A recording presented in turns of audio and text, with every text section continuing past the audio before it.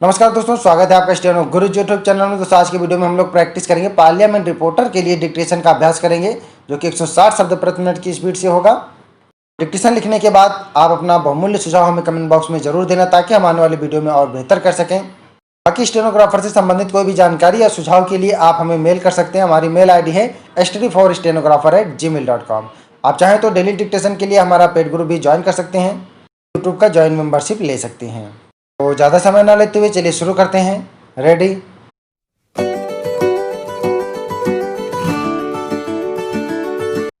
उपाध्यक्ष महोदय, अगर भारत की आर्थिक व्यवस्था को हम देखें तो यह कहने में कोई त्रुटि नहीं होगी कि कृषि उसका आधार है। किसी भी देश की सामाजिक और आर्थिक स्थिति उस देश की भूमि की उत्पादन शक्ति पर निर्भर रहा करती है। यदि भूमि की उत्पादन शक्ति में कोई कमी हो जाती है तो उस देश की आर्थिक और सामाजिक स्थिति में भी कुछ परिवर्तन आरंभ हो जाता है। कृषि भारत के लिए एक आर्थिक व्यवस्था ही नहीं है, यह एक संस्कृति भी है। जो लोग आंदोलन में विश्वास रखते हैं, इनको पता ही होगा कि जितने भी आंदोलन इस देश में होते हैं, वे समाज के नाम से, धर्म के नाम से, जाति के नाम से या राजनीति के नाम से होते हैं। ऐसे आंदोलनों में भी कोई समाज शामिल हो, लेकिन कृषि समाज उसमें शामिल नहीं होता है। उस आंदोलन के साथ कृषि समाज की सहानुभूति भी नहीं होती है। इसलिए यदि सभी बातों को ध्यान में रखकर हम देखें तो इस देश के लिए आवश्यक यह होगा कि हमारी संस्कृति की रक्षा के लिए और जीवन प्रणाली की रक्षा के लिए कृषि पर विशेष ध्यान दिया जाए। कृषि के क्षेत्र में इस वर्ष काफ़ी प्रगति हुई है। यदि आप 1801 से 1901 तक का काल देखें तो आप देखेंगे कि हमारे देश में 31 अकाल पड़े हैं, जिनमें 4 करोड़ लोग मरे। लेकिन आज हमारे खाद्य मंत्रालय ने 100 रुपये मन के भाव पर गेहूं खरीदकर एक भी आदमी को मरने नहीं दिया। इसके लिए हमारा खाद्य मंत्रालय बधाई का पात्र है।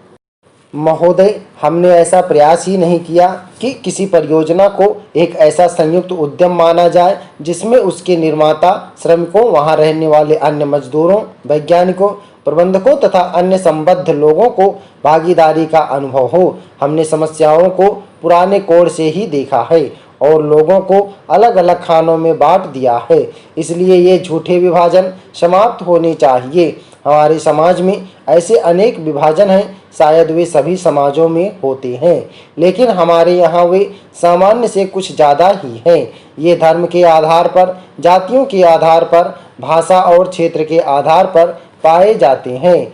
एक व्यक्ति और एक वर्ग को दूसरे से अलग करने वाली अनेक तरह की दीवारें हैं और इन सब विभाजनों से हमारा राष्ट्र कमजोर हुआ है। स्वतंत्रता आंदोलन के दौरान इन विभाजनों का इस्तेमाल हमारी एकता को तोड़ने के लिए किया जाता था। आज भी इन्हें उन लोगों को कमज़ोर बनाने के लिए काम में लाया जाता है जो एक होकर खड़े होना चाहते हैं, जो भिन्न भिन्न जातियों और धर्मों के होते हुए भी एक ही उद्देश्य से प्रेरित है। हमें यह सावधानी रखनी होगी कि ऐसे लोगों के समूह को भी कमज़ोर ना कर सकें। हमें ऐसे वर्गों का और विस्तार करने की कोशिश करनी चाहिए, जिससे उनके अंतर्गत हमारे और भी अधिक ऐसे लोग आते जाएं जो एक विशेष उद्देश्य को पूरा करने के लिए कृत संकल्प हों, क्योंकि यही देश के हित में है। इसी से देश मजबूत बनेगा, देशवासी मजबूत बनेंगे, जिनके अंतर्गत कोई एक वर्ग ही नहीं है बल्कि सभी वर्गों के लोग हैं। इसलिए संपूर्ण शिक्षा का अभिप्राय है कि हम केवल अपने अधिकारों के लिए संघर्ष न करें, बल्कि यह भी देखें कि हमारे प्रयासों का अल्पसंख्यक समूहों पर क्या असर पड़ेगा। औद्योगिक क्षेत्र सुगठित है, उसकी आवाज़ शक्तिशाली है, उसमें एकता है और इसलिए इसका प्रभाव पड़ता है। लेकिन हमारे देश में बहुत से ऐसे वर्ग हैं जिनकी आवश्यकताएं अन्य वर्गों से कहीं ज़्यादा महत्व की है, परंतु उनमें एकता नहीं है। उनकी मांग को प्रस्तुत करने वाला कोई नहीं है और उन्हें शायद पता तक नहीं होता कि उनकी कुछ मांगें भी हैं, लेकिन केवल इसी कारण से उनकी उपेक्षा नहीं की जा सकती। हम यह नहीं कह सकते कि उनकी कोई मांगें नहीं है। एक बात मैं विशेष रूप से इस अवसर पर कहना चाहता हूँ। आजकल हम लोग मानव शक्ति पर ज़्यादा ध्यान न देकर पूंजी पर ज़्यादा निर्भर रहने की कोशिश करते हैं। आपको याद होगा, लगभग 5 दशक पहले में जापान की आर्थिक स्थिति बिगड़ गई थी, लेकिन वहां के 60 लाख काश्तकारों ने कृषि शिक्षा के बल पर इतना अनाज पैदा करके दिखलाया कि आज वे 10 करोड़ आदमियों का पालन पोषण कर रहे हैं।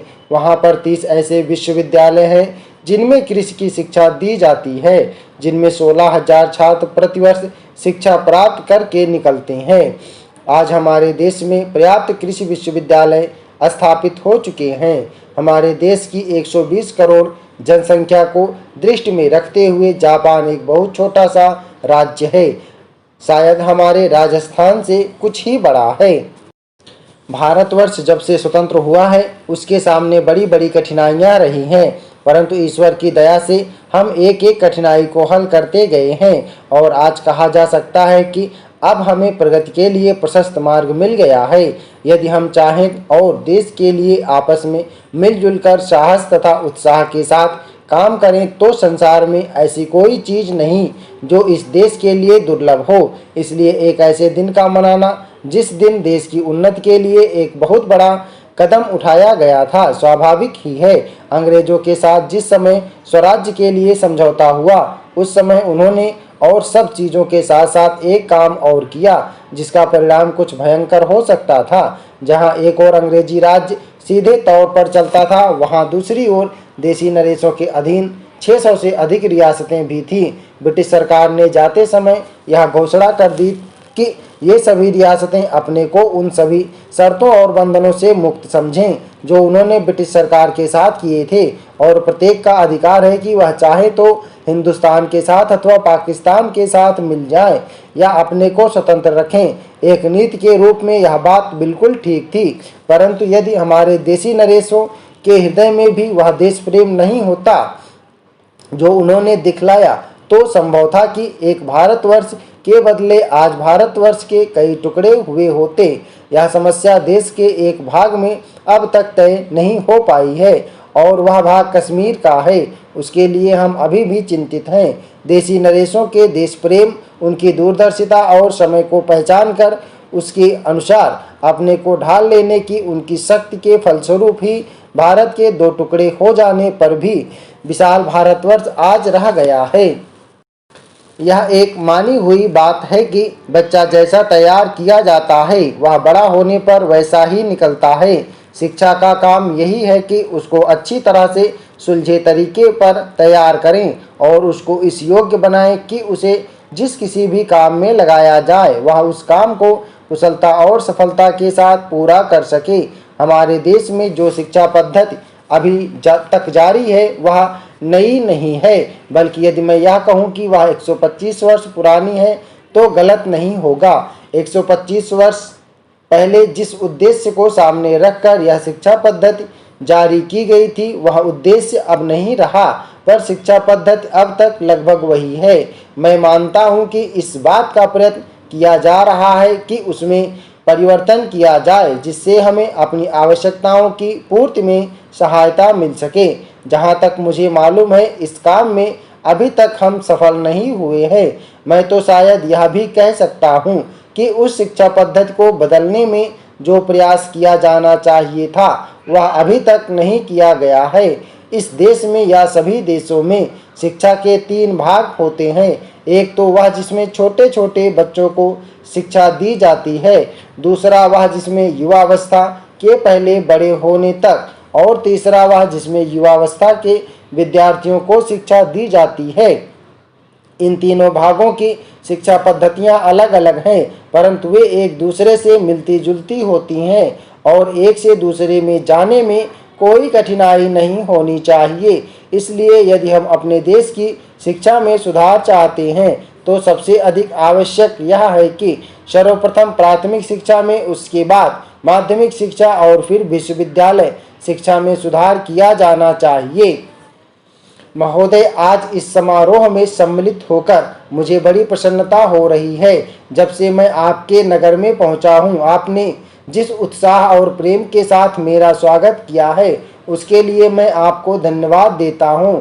मैं जानता हूं कि यह स्वागत किसी व्यक्ति विशेष के लिए नहीं बल्कि यह देश के प्रति आपके प्रेम का प्रमाण है।